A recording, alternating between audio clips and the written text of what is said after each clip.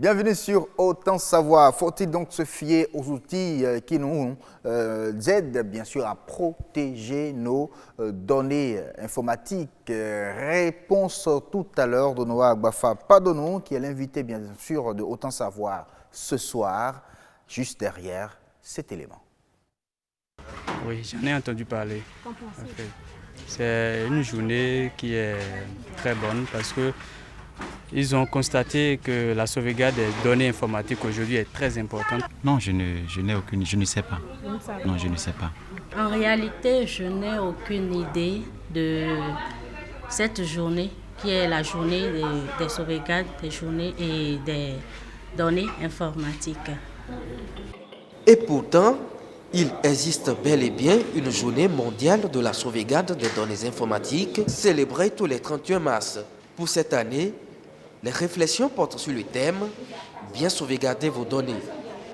Dans notre téléphone, nous avons énormément de contacts que nous ne sauvegardons souvent pas. Et c'est le jour où nous perdons le téléphone qu'on se dit « Ah, je n'ai pas retrouvé ces numéros » et c'est en ce moment qu'on commence par courir.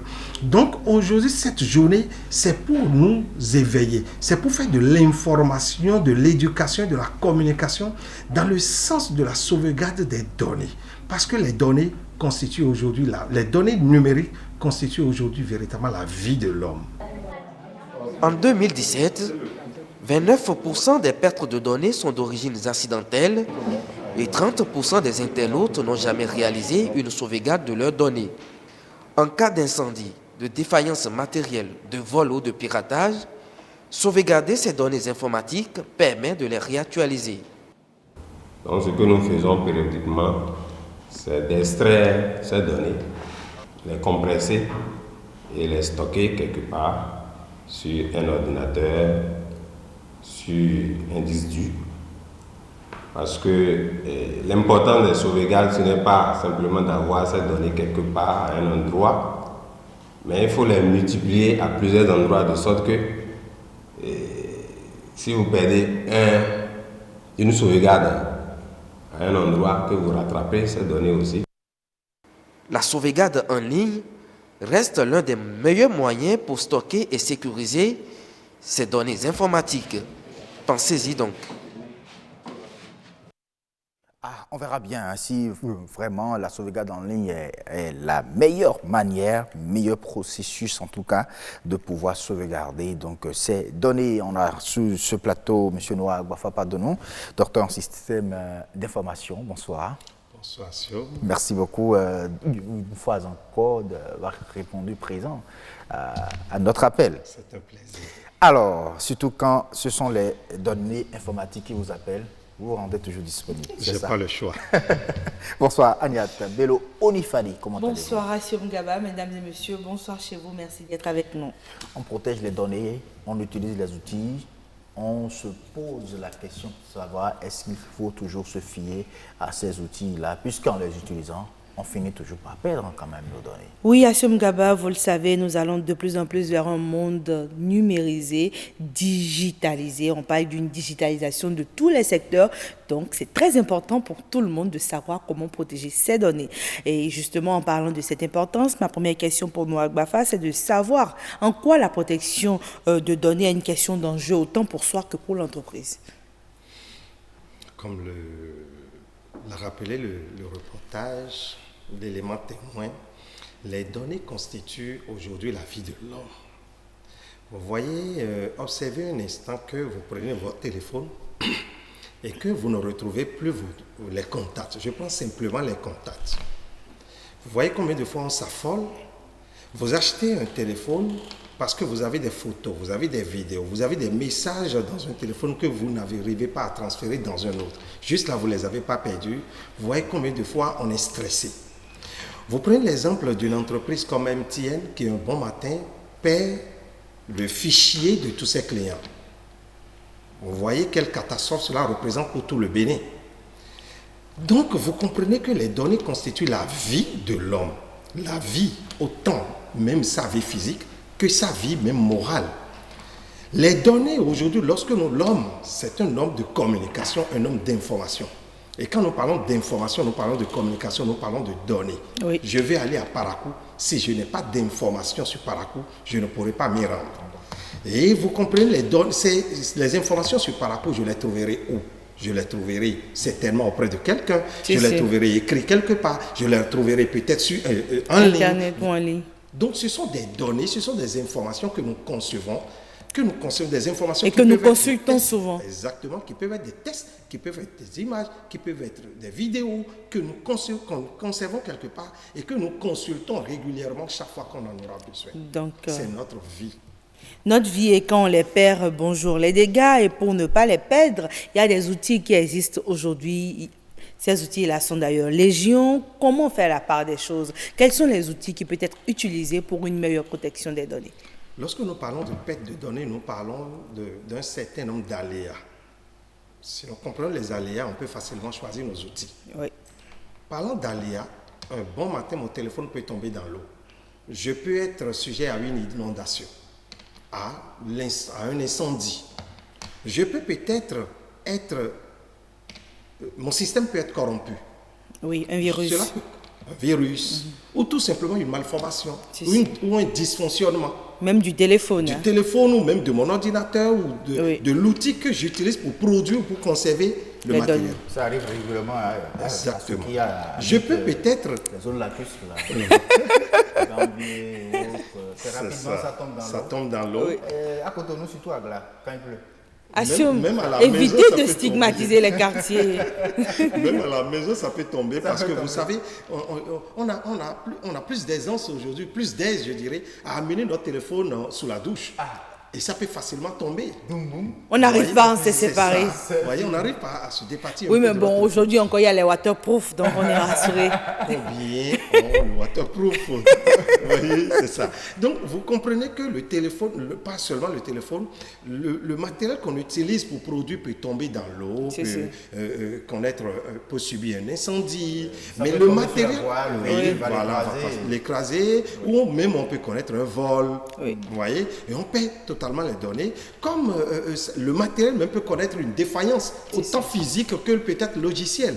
Voilà un peu les aléas auxquels sont confrontés généralement les outils que nous utilisons pour produire et pour conserver nos données numériques. D'accord. Donc, quel outil il faut utiliser? Il y a plusieurs outils. Oui. Nous avons plusieurs outils. D'abord, pour conserver, puisque nous parlons de conserver, nous ne parlons pas encore de protéger.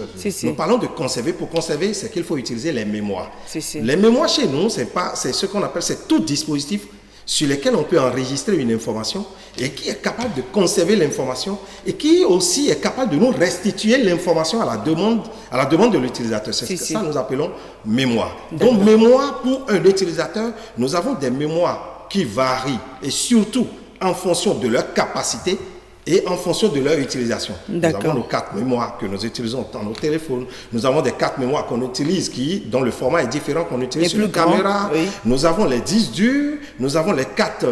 Nous avons aujourd'hui les cartes mères. Avant, on avait les cartes mères. Les cartes mères sont les cartes principales de l'ordinateur. Nous avons les clés USB. Nous avons les cartes mémoire. Nous avons les CD. Nous avons les disquettes qu'on utilisait. Nous avons les rubans qu'on utilisait. Vous voyez, c'est ça. Mais aujourd'hui, la sauvegarde a évolué.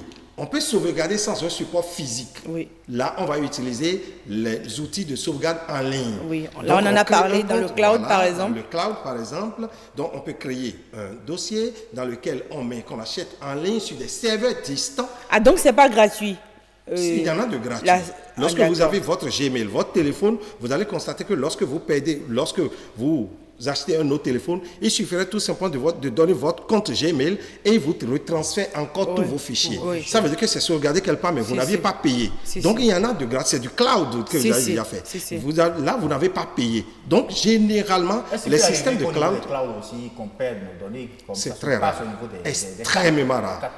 C'est possible parce que toute œuvre humaine, vous voyez, c'est possible. Mais je vous assure que la probabilité que cela arrive est extrêmement minime parce qu'on utilise souvent des technologies RAID.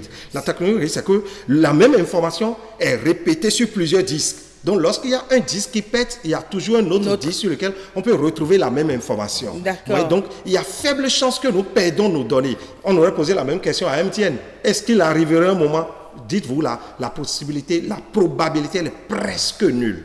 Presque nul, parce que généralement, c'est des disques redondants. Donc, lorsque l'information tombe sur un disque, l'information est répétée en même temps sur un autre, répétée sur un autre. Donc, tous les disques ne peuvent jamais tomber en panne au même moment. D'accord. Donc, il y a forte chance de récupérer toujours l'information quelque part. D'accord. Il nous reste 3 minutes. Et Noah Agbafa, là, on parlait des outils. Oui. Finalement, on se rend compte que l'outil que vous préférez et que vous proposez, c'est le cloud. Vous vous rendez compte? Je ne le dis pas. Maintenant, pourquoi beaucoup optent pour l'outil le moins cher? Parce que souvent... oui, vous savez, aujourd'hui, je n'appellerai pas le nom d'un pays, mais de l'Asie, aujourd'hui, nous sommes envahis par des mémoires. Ces mémoires qui nous coûtent véritablement moins cher, mais qui n'offrent pas les mêmes qualités. Mais compte tenu du faible coût, du faible pouvoir d'achat de l'Africain et particulièrement du Béninois, on préfère acheter ces outils qui sont beaucoup plus moins chers. Mais on ne se préoccupe souvent pas de la qualité. Alors qu'on aurait pu, puisque nos données nous sont très chères, il faudrait normalement acheter un outil, un support de sauvegarde de qualité. D'accord. Donc, le bon outil seul suffit-il pour s'assurer d'une bonne sécurité des données? Mais non. Parce que le bon outil seul ne suffirait pas. Parce que je vous ai dit, cet outil, c'est beaucoup plus pour des sauvegardes. Mais pour protéger vos données, puisqu'il faut d'abord protéger. Lorsque vous ne protégez pas, même si vous produisez, ou même que vous sauvegardez, à tout moment, votre outil de sauvegarde peut encore perdre les données. Nous avons, des fois, nous sauvegardons sur une clé USB, nous mettons ça dans un ordinateur et nous les perdons. Oui. Nous perdons ces données. Vous voyez, d'abord, c'est parce que cela dépend de la qualité de l'outil d'une part, mais d'autre part, cela dépend des outils de protection que nous utilisons. Vous allez constater qu'il y a beaucoup de personnes qui enregistrent leurs fichiers, mais un bon matin, ne savent même pas où.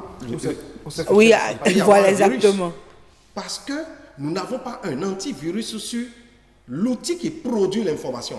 Regardez votre téléphone. Vous savez, il y a des antivirus pour les téléphones. Pour les téléphones.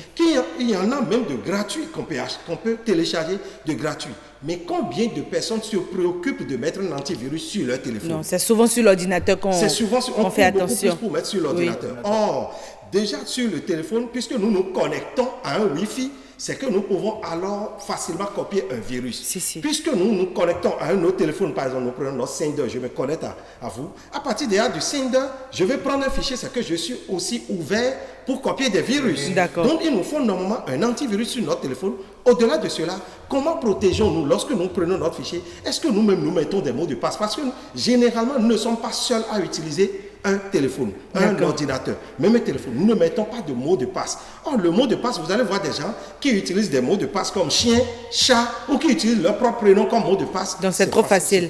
On aura le temps de revenir sur la sécurisation des données, parce que là, l'aspect sécurisation aussi est important. Là, on s'en va. C'est ça qui fait la protection. D'accord. De ce que nous avons sauvegardé. Justement, on aura le temps de revenir un peu sur l'aspect sécurisation. Merci d'avoir été avec nous sur ce plateau.